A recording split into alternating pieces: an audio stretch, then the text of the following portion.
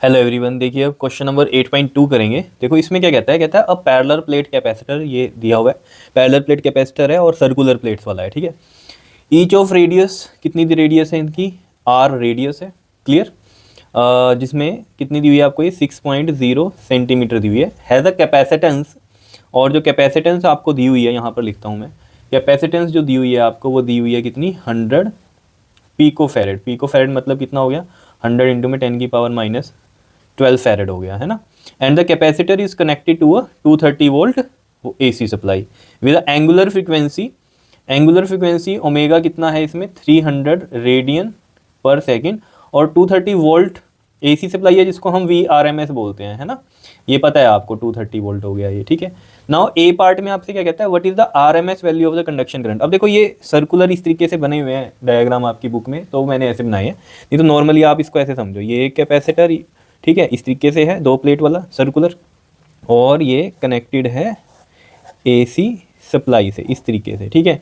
जिसमें आपको पता भी है इधर जो करंट फ्लो करता है वो कंडक्शन करंट होता है, जिसमें कि यहाँ पर ID जो हमारा डिस्प्लेसमेंट करंट होता है वो 0 होता है, और यहाँ पर इन बिटवीन दिस जो हम बात करें तो यहाँ पर क्या होता है आपके पास, क्योंकि यहाँ इलेक्ट्रिक फील्ड होता है तो डिस्प्लेसमेंट करंट आ जाता है, ID होता है, और IC क्या हो जाता है यहाँ पर 0 हो जाता है। फिर अगेन यहाँ पर क्या कहानी चलती है, IC आ जाता है और ID क्या हो जाता है यहाँ पर 0 हो जाता है। यहाँ पर ID क्यों है, क्योंकि इलेक्ट्रिक फील्ड जहाँ है वहीं पर डिस्प्लेसमेंट करंट एक्ट करता है, ठीक है।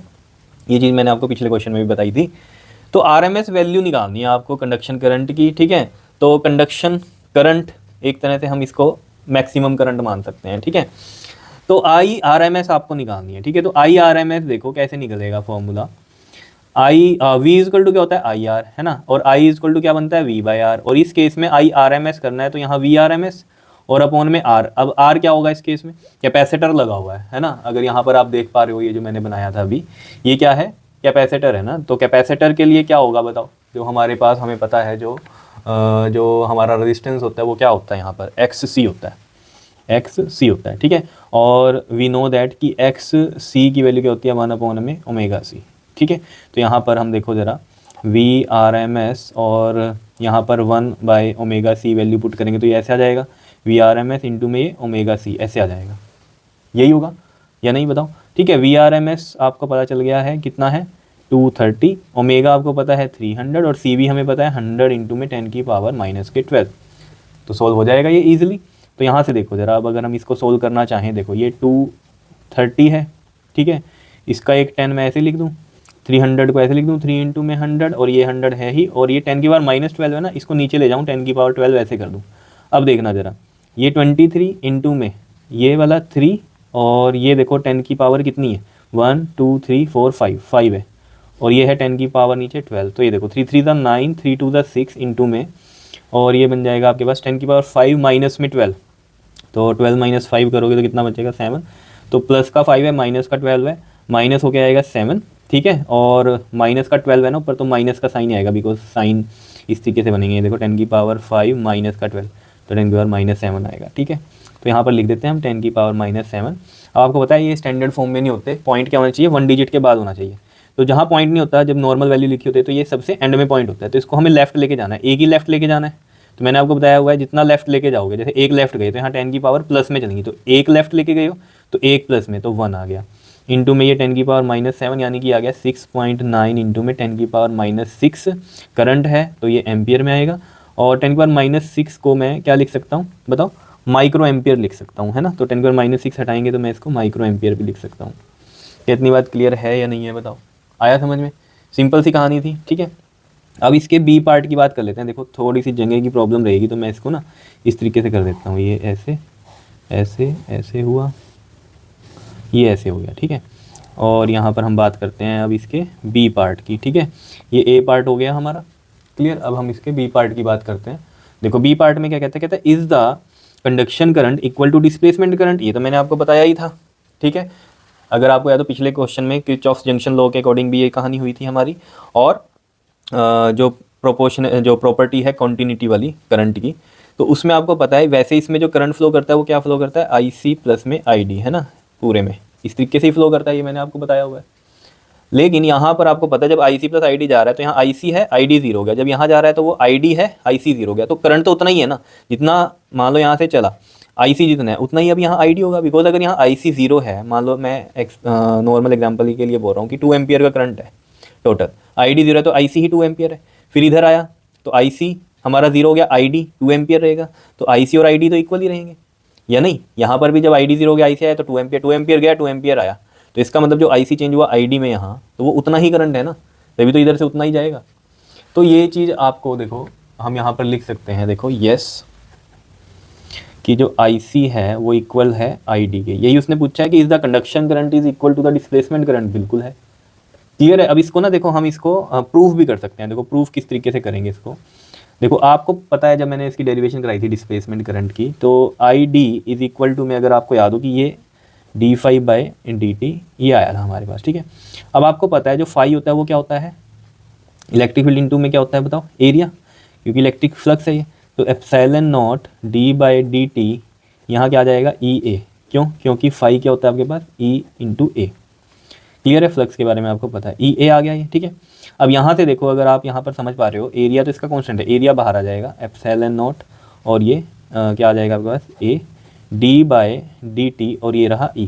अब ये जो ID होता है ये एक्चुअल में कहाँ होता है, यहीं पर होता है ये। अब मैंने आपको बताया हुआ है पिछले क्वेश्चन में भी, यहाँ E 0 होता है, यहाँ E कितना होता है σ/ε0, यहाँ पर भी E 0 होता है, तभी ID यहाँ रहता है, ये बताया था आपको, ठीक है। अगर आपको याद हो इस तरीके से जब हमने प्लेट्स ली थी, ठीक है, तो यहाँ पर ये प्लस चार्ज था और ये माइनस का था, तो मैंने कहा था ये सिग्मा, ये माइनस सिग्मा।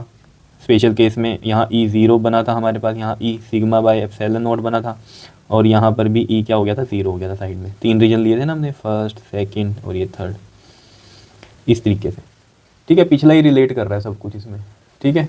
अब देखो ज़रा यहाँ पर कहानी को समझो, ये याद आया ना आपको, कुछ कहानी बनी होगी दिमाग में, ठीक है। तो यहाँ पर ये जो E है, अब E की वैल्यू क्या है हमें पता चली है, सिग्मा d/dt सिग्मा अपॉन में ε0, क्लियर, ये बनी। अब देखो ज़रा सिग्मा की वैल्यू क्या होती है, चार्ज अपॉन में एरिया, सरफेस चार्ज डेंसिटी होती है ना सिग्मा, तो Q/A, ठीक है। सरफेस के लिए बात करते हैं, अगर लीनियर होता तो L आ जाता, ठीक है। क्लियर है इतनी बात या नहीं बताओ। तो यहाँ पर देखो ज़रा, ये हमारे पास इस तरीके से आ जाएगा ε0A d/dt, सिग्मा की वैल्यू रखो Q/A और ये साथ में ε0 ये आ गया। अब A भी कॉन्स्टेंट, ε0 भी कॉन्स्टेंट, ये तो बाहर ले आओ, तो ε0A ये रहा और एक ये वाला A ε0 बाहर आ गया, और यहाँ d/dt ऑफ Q आ गया। अब बताओ ये चार्ज अपॉन में टाइम क्या होता है, करंट ही तो होता है। चार्ज अपॉन में टाइम क्या होता है आपके पास, करंट ही तो होता है, और कौन सा करंट है, ये कंडक्शन करंट है, ठीक है। तो ये तो इससे कट गया, तो dQ/dt क्या है हमारे पास, IC, और ये रहा ID, ठीक है। हेल्स प्रूव्ड भी होगी ये चीज़, ठीक है। तो आप प्रूफ भी कर सकते हो, कोई दिक्कत वाली बात नहीं है इसमें, ठीक है। समझ में आई कहानी, क्लियर। अब बात करते हैं हम इसके C पार्ट की। आप भी कहोगे कैसे कर रहे हैं काम, अब क्या करें यार, देखो आपको स्क्रीन में पूरा नजर आना चाहिए ना, इसलिए यही कर रहे हैं। पेज पलटेंगे बार बार तो आपको दिक्कत होगी। देखो जरा यहाँ पर अब C पार्ट में आपको क्या कहता है, कहता है determine the amplitude of B, ठीक है। मतलब एम्पलीट्यूड मतलब मैक्सिमम वैल्यू B की एट अ पॉइंट कितना 3.0 centimetre from the axis between the plates.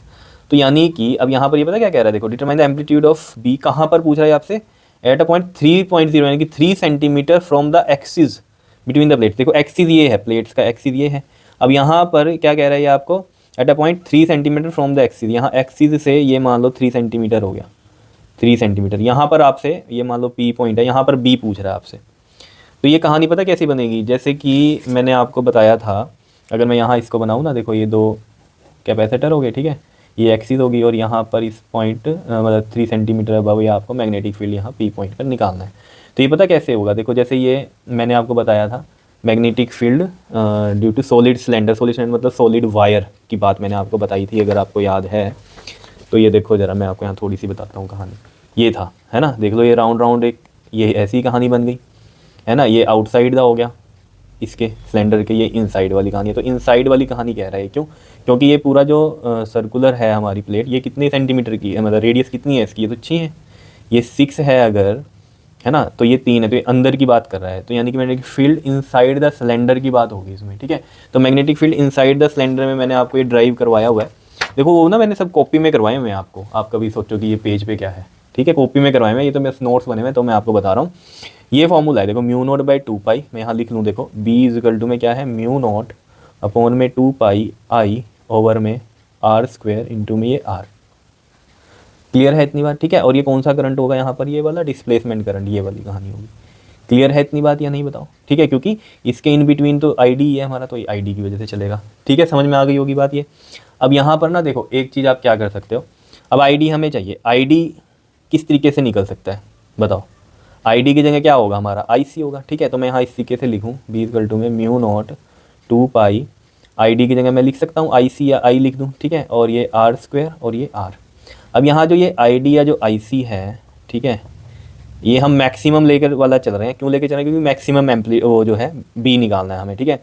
तो मैक्सिमम करंट यानी कि आई नोट की वैल्यू क्या होती है बताओ आपके पास, I/2 बिकॉज I/RMS आपको पता है फॉर्मूला ये भी होता है आपके पास कि I0/√2। तो आई नोट कितना आएगा यहाँ से, I/RMS इंटू में √2। तो यहाँ से मैं इसकी वैल्यू यहाँ पर क्या रख दूँ, म्यू नॉट 2 पाई, आई की वैल्यू क्या रख दूँ मैं यहाँ पर, I/RMS इंटू में √2 इंटू में ये स्मॉल r और ये वाला कैपिटल R का स्क्वायर। स्मॉल r क्या है, ये वाला, और कैपिटल R क्या है, ये इस प्लेट की रेडियस। क्लियर है इतनी बात। तो वैल्यूज़ रखो और आंसर आ जाएगा आपका। देखो यहाँ पर करते हैं हम इसको, देखो म्यू नोट की वैल्यू सभी को पता है आपको 4 पाई इंटू में 10⁻⁻7 होती है। I/RMS अभी हमने निकाला था, कितना आया था हमारे पास वो 6.9 इंटू में 10⁻⁻6। √2 की वैल्यू होती है 1.414 और R कितना है इसमें 3 सेंटीमीटर है, तो 0.03 बन जाएगा, बिकॉज 3 सेंटीमीटर को 3/100 करोगे तो 0.03 मीटर बनेगा, ठीक है। ये कर दिया हमने, दिखाई दे रहा है, बारीक बारीक हो गया थोड़ा, चलो कोई बात नहीं। ये रहा 2 पाई और R², यहाँ पर देखो जरा R², R कितना है हमारे पास 6 सेंटीमीटर, तो 6/100 भी कितना हो गया हमारे पास 0.06, ठीक है। और 2 बार है तो 0.06 इंटू में 0.06, इस तरीके से कर लो इसको, ठीक है। अब यहाँ देखो इसको सोल्व करने के लिए थोड़ा सा यहाँ चलते हैं हम, यहाँ पर आ जाओ, देखो 4 पाई इंटू में 10⁻⁻7 इंटू में 6.9 है, इसका मैंने 10 लगा दिया, इंटू में 10⁻⁻6 इंटू में 1.414 है, उसका मैंने 1000 लगा दिया, ठीक है। और 0.03 है, उसका मैंने यहाँ 100 लगा दिया, ठीक है। नीचे वाले पे आ जाओ, 2 पाई एज इट इज़, ठीक है। और ये क्या है हमारे पास 0.06 यानी कि 6/100, तो उसका मैं यहाँ 6 लगा दूँ और ऊपर ये 100 कर दूँ, ठीक है। फिर अगेन ये 6 और उसका भी ये 100 कर दिया मैंने, ठीक है। 6/100 है ना, वो 100 ऊपर चल जाएगा। अब देखो यहीं पर सब हो जाएगा सब, पाई से पाई, 2 2 4, ठीक है। और यहाँ से देखो ज़रा आप, ये हो जाएगा देखो 3 2 6, ये 2 से ये 2 कैंसिल हो गया, ठीक है। और ये देखो 3 2 6 और यहाँ पर देखो ये 3 2 6, 3 3 9, ठीक है। और क्या बचा, ये वाले 2 से ये कर दो, 2 7 फिर 0, 2 7 14, ये आ रहा है आपके पास। देखो अब यहाँ पर अगर आप देखोगे इसको, ये बचा है आपके पास देखो 23, यहाँ लिखता हूँ देखो 23 इंटू में 707 ये, और ये -7 -6 कितना हो गया 10 की पावर, यहाँ लिखा हूँ देखो 10 की पावर -13, 7 और 6 तो -13, और ये कितना हो गया देखो, यहाँ से ये कट जाएंगे थोड़े, तो इसको कट कर देते हैं। देखो ये 100 से ये 100 कट गया, ठीक है। और ये वाले 100 से ये 2 0 कट गई, ठीक है। तो ये बचा नीचे 10 की पावर 2, 2 है ना, ये एक 10 और ये एक 10, 10 की पावर 2 ऊपर जाके -2 हो जाएगा, है ना। तो ये कितना बन गया हमारे पास 10 की पावर -13 और ये ऊपर जाके -2, तो कितना बन गया ये 10 की पावर -15 बन गया, यही बन रहा है। अब इसको आप मल्टीप्लाई करोगे ना 23 को 706 से, तो ये आएगा क्या 16261 ये बनेगा, ठीक है। और 10 की पावर -15 है, तो यहाँ पर आप क्या करो ना, ये देखो 1 2 3 4, यहाँ से क्या करो, इसको अगर ब्रेक करोगे ना, ऐसे ब्रेक होगा, ये 10 की पावर -11 इंटू में 10 की पावर -4 होगा, वो 10 की पावर -4 नीचे जाके प्लस का 4 बन गया। तो इसकी वजह से अब जब ये हटाओगे ना 10 की पावर 4, एक तरह से 10,000 है, सॉरी 10,000, हाँ 10,000 ही है 10 की पावर 4, ठीक है। तो ये जब हटाओगे तो 4 पॉइंट इधर शिफ्ट हो जाएगा, 1 2 3 4, तो ये आएगा 1.6261 इंटू में 10 की पावर -11 मैग्नेटिक फील्ड की वैल्यू है, तो ये टेस्ला में आ गई, ठीक है। और इसको राउंड ऑफ करोगे अगर आप, तो ये 1.63 कर दो इसको, क्योंकि ये 6 से वैल्यू 5 से बड़ी है, तो पिछला एक इंक्रीज़ किया 3 इंटू में 10 की पावर -11 टेस्ला, ये इसका आंसर आ गया। आया समझ में, ठीक है। बताओ कोई दिक्कत इसमें, सिंपल ही था, कर लोगे, ईजी है, ठीक है। तो इसे करो अच्छे से, सिंपल ही क्वेश्चन है, एक बार देख लो अच्छे से, कहीं पर कुछ रह ना जाए, ठीक है। अच्छे से नोट कर लेना इसको, ठीक है। देख लिया सब clear, okay ji, thank you.